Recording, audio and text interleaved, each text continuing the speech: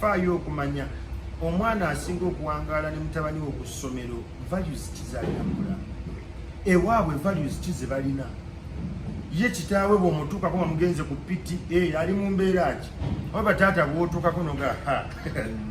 oba wano bajja buzuba ngulabira ddala tani yamugambye okujja wano. Now faayo nnyo ku bintu ebyo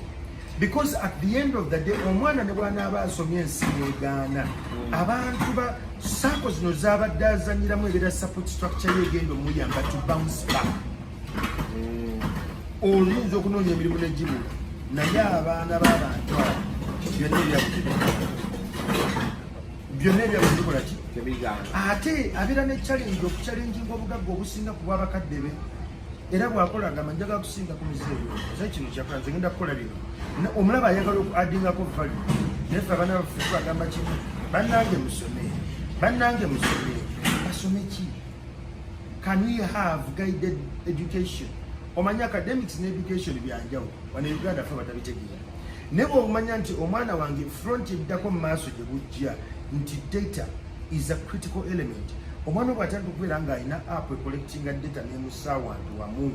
ensi eno bweyituuka negamba twagakola national data authority nga y'omu ku babitegeera olwedde yayingidde naye kati tetufaayo na kusoma mirimu gijja mu myaka 13 agajja mu maaso